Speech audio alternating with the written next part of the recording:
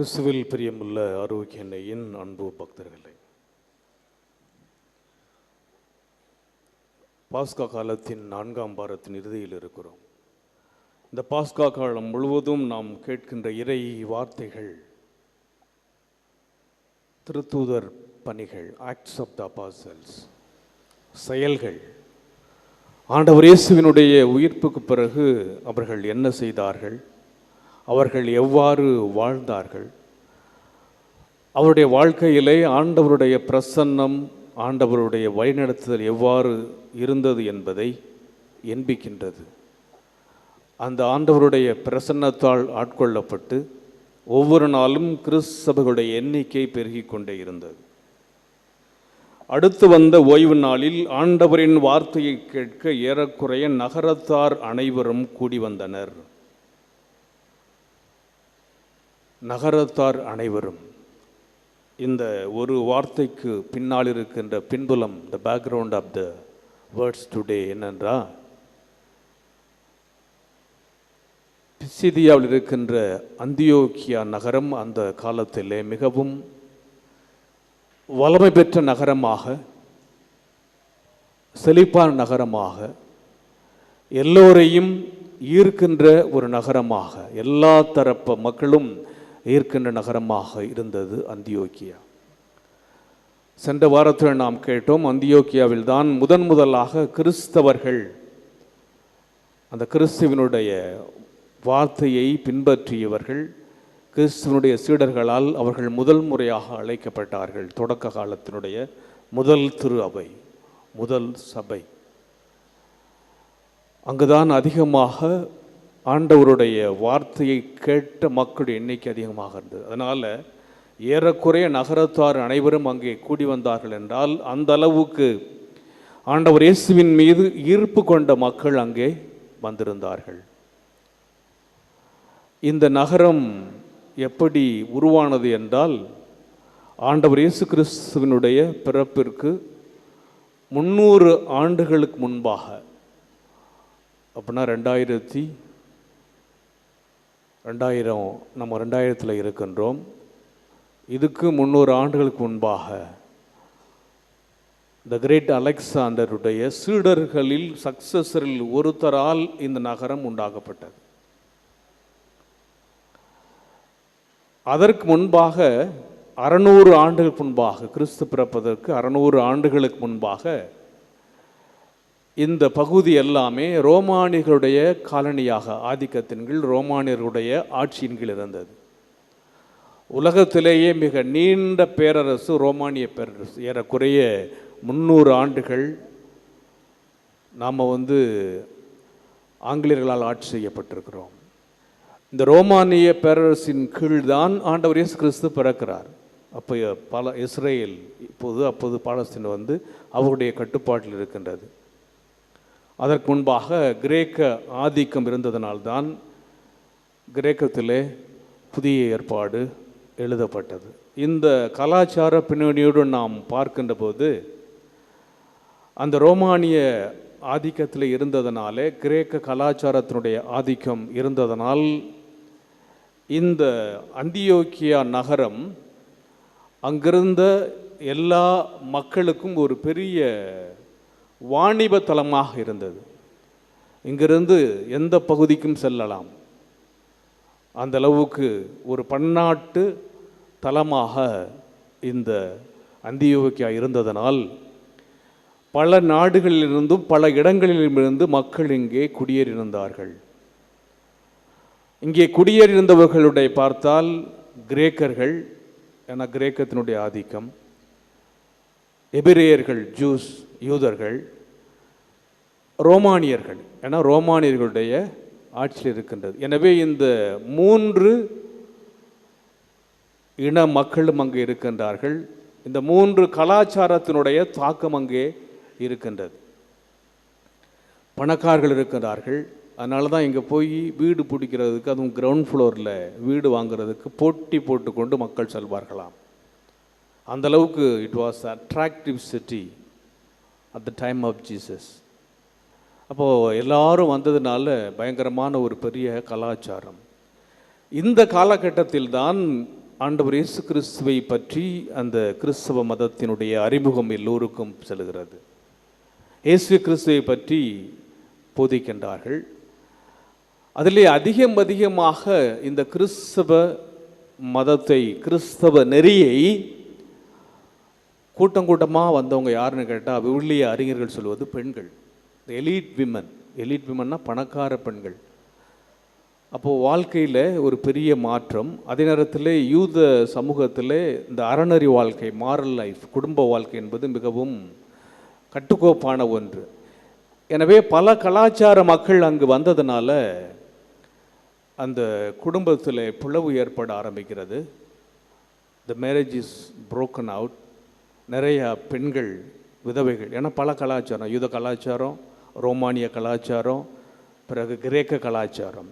அப்போ நிறைய பெண்கள் விதவைகளாக இருக்கின்றார்கள். விதவைகள் என்றால் பணக்கார விதவைகள் இருக்கின்றார்கள். எனவே இந்த காலகட்டத்தில் இயேசுவினுடைய சீடர்கள் ஆண்டவர் இயேசு கிறிஸ்துவை பற்றி போதித்தது அவர்களுக்கு ரொம்ப அட்ராக்ஷனாக இருக்குது, ரொம்ப ஈர்ப்பாக இருக்கிறது.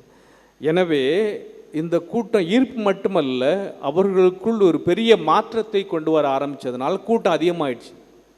அவர்களால் கூட்டத்தை கட்டுப்படுத்த முடியவில்லை. அடுத்த வார்த்தை பாருங்கள், மக்கள் திரளை கண்ட யூதர்கள்.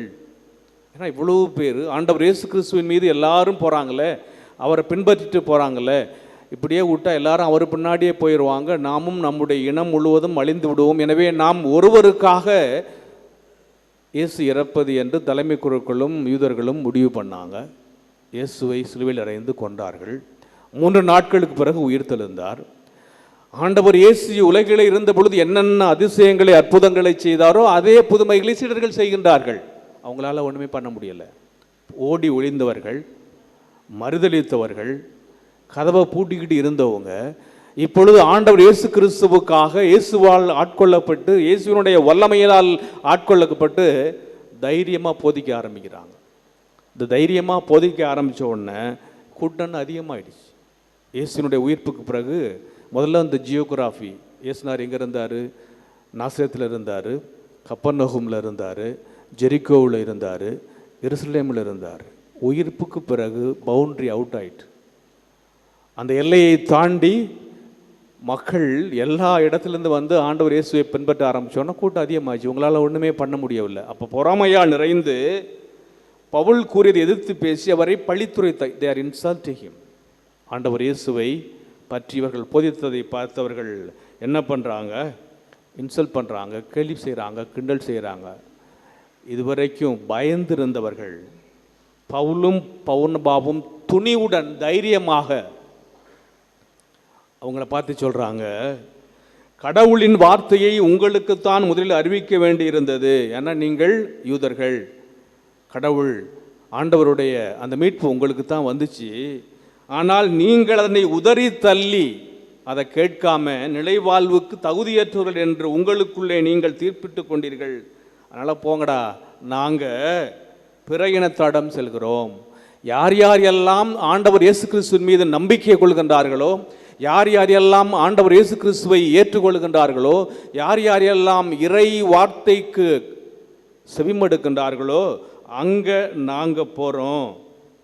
ஏனென்றால் உலகம் முழுவதும் என் மீட்பை அடைவதற்காக நான் உன்னை வேற்றினத்தாருக்கு ஒளியாக ஏற்படுத்துவேன். பவுலடியார் யாரெல்லாம் கிறிஸ்தவர்களோ அவங்கள ஒரு வழி பண்ணுறேன்னு சொல்லிட்டு தலைமைச் சங்கத்திலிருந்து லெட்ரு வாங்கிட்டு போனார். தார்சஸ் நகரில் ஆண்டவர் காட்சி கொடுத்து, நீ துன்புறுத்தும் இயேசுதான் நான் என்று சொன்னவுடன் இப்போது அவர் யூதர்கள் அல்லாதவர்களுடைய சீடர்களாக, பாதுகாவலராக மாறி அவர்களுக்கு அவர் ஒளியாக விரும்புகிறார். என்ன கடவுள் இவங்களுக்காக போக வச்சிருக்கிறாரு. இதை கேட்ட பிற இனத்தார் மகிழ்ச்சி அடைந்தனர். இந்த பிற இன the gentiles, they are not Jews. அப்போ அவங்க மகிழ்ச்சி அடைகிறாங்க. ஏன்னா ஆண்டவர் அந்த மீட்பு அவர்களுக்கு கொடுக்கப்பட்டிருக்கிறது. ஆண்டவருடைய வார்த்தை அவர்கள் போற்றுகின்றார்கள், புகழுகின்றார்கள். அப்பகுதி எங்கும் ஆண்டவரின் வார்த்தை பரவியது. இப்போது கூட்டம் அதிகமாகிடுச்சு, ஒன்றும் பண்ண முடியலை. இப்போ இவங்க என்ன செய்கிறாங்க? இந்த யூதர்கள் தலைமைச் சங்கத்தார் கடவுளை வழிபட்டு வந்த மதிப்புக்குரிய பெண்களையும், நான் சொன்ன பார்த்தீங்களா, அந்த ரிச் விடோஸ், த எலிட் விடோஸ், இந்த பணக்கார விதவை பெண்கள், அவர்களையும் நகரின் முதன்மை குடிமக்களையும், த ஃபர்ஸ்ட் சிட்டிசன்ஸ். ஏன்னா அந்தியோக்கியாங்கிறது பயங்கரமான ஒரு வளமான சிட்டி, நல்ல வளர்ப்புற்ற நகரம், மும்பாய் சென்னை போல் எல்லா வசதியும் உள்ள நகரம், அட்ராக்டிவ் சிட்டி. அதனால் என்ன பண்ணாங்க, முதன்மை குடிமக்களையும் தூண்டிவிட்டு, அவங்கள தூண்டிவிட்டு இவர்களை கஷ்டப்படுத்துகிறபடி கேட்குறாங்க, துரத்தி விட்டார்கள். ஆனால் அப்போ தான் பவுலடியார் கோவப்படுறார், போங்கடா நீங்களும் உங்களுடைய கலாச்சாரம் அல்லது உங்களுடைய வாழ்க்கை என்று சொல்லி தங்கள் கால்களில் படிந்திருந்த தூசியை அவர்களுக்கு எதிராக உதறிவிட்டு அடுத்த ஊருக்கு போனாங்க. இது எதை சொல்லுகிறது என்றால், ஆண்டவருடைய வார்த்தை விதைக்கப்படுகின்ற போது, கடவுளுடைய வார்த்தை விதைக்கப்படுகின்ற போது, கடவுளுடைய வார்த்தைக்கு செவிமடுக்காமல், அந்த வார்த்தையை ஏற்றுக்கொள்ளாமல், ஆண்டவரால் நாம் ஆட்கொள்ளப்படாமல், ஆவியால் நாம் ஆட்கொள்ளப்படாமல் இருக்கின்ற போது, இதே வார்த்தை தான் அம்பு மாறி நமக்கு வரும். கடவுளுடைய வார்த்தைக்கு கீழ்ப்படியாமல், கடவுளுடைய வார்த்தையை கேட்காமல் இருக்கின்ற போது இதுதான் நமக்கு நடக்கும். என்ன பண்ணாங்க, அங்கே உதறிட்டு இக்கோனியாவுக்கு போகிறாங்க. சீடர்களோ தூய ஆவியால் ஆட்கொள்ளப்பட்டு மகிழ்ச்சியில் திளைத்திருந்தார்கள். தூய ஆவி தரும் மகிழ்ச்சி என்ற தலைப்பை எங்கே போட்டிருக்கோம். ஆண்டவருடைய ஆவியால் ஆட்கொள்ளப்பட்டார்கள். தூய ஆவியினுடைய வல்லமையால் அவர்கள் நிரம்பி இருந்தார்கள். காரணம் என்னன்னா, ஆண்டவர் இயேசு கிறிஸ்துவுக்காக துன்பப்படுவதற்கு, சவால்களை ஏற்றுக்கொள்வதற்கு, ஆண்டவருடைய வார்த்தையை போதிப்பு. ஏன்னா ஆண்டவர் அவர்களோடு கூட இருந்தார்கள். நினைத்தார்கள், ஆண்டவர் இயேசுவை கொக்கத்தை அடக்கிட்டோம், இவர் எங்கே காலி பண்ணிட்டோம், இனிமே இந்த மதம் இருக்காது என்றவர்கள் எச்சரித்தார்கள், கொக்கரித்தார்கள். ஆண்டவர் இயேசு ஆவியாக அவர்களோடு கூட இருந்தார். அப்போ ஆவியின் வல்லமையால் நிறைக்கப்பட்ட அவர்களிடத்திலே மகிழ்ச்சி இருந்தது. மத்திய கிழக்கு நாடுகளில் மத்திய கால பகுதியில் ஏறக்குறைய 1000ஆவது அந்த காலகட்டத்தில் ஒரு பயங்கரமான, ஐரோப்பியாவிலே ஒரு பெரிய கொள்ளை நோய், பேண்டமிக் போல், நம்ம கொரோனாவை போல பயங்கரமான கொள்ளை நோய், கொத்து கொத்தாக மக்கள் மடிந்து கொண்டிருந்தார்கள். எல்லாரும் அந்த இடத்த விட்டு பல பேருக்கு வேலை தேடி போகிற மாதிரி புறப்பட்டு தங்களே காப்பாற்றிக் கொள்வதாக சென்று கொண்டிருந்தார்கள். எல்லாரும் ஊரை விட்டு போனாங்க.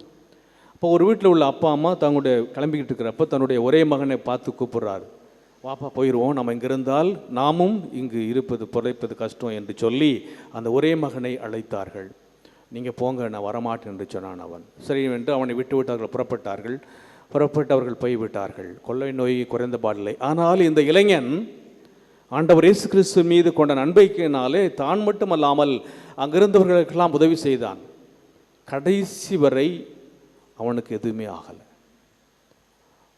உயிருக்கு பயந்து ஓடிய தன்னுடைய பெற்றோர், ஆனால் ஆண்டவர் மீது, ஆண்டவருடைய வார்த்தையின் மீது நம்பிக்கை கொண்டு, நான் கடவுளுடைய பிள்ளை, ஆண்டவர் இயேசு என்னோடு கூட இருக்கிறார், இயேசுனுடைய வல்லமை, இயேசுனுடைய ஆற்றல், இயேசுனுடைய சக்தி என்னுள் இருக்கிறது என்று அந்த இளைஞன் அங்கு தங்கி அந்த கொலை நோயினால் பாதிக்கப்பட்ட மக்களுக்கு பணி செய்து மட்டுமல்லாமல் ஆண்டவருக்கு சாட்சியாய் வாழ்ந்தான் என்பது வரலாற்று நிகழ்வாக இருக்கிறது.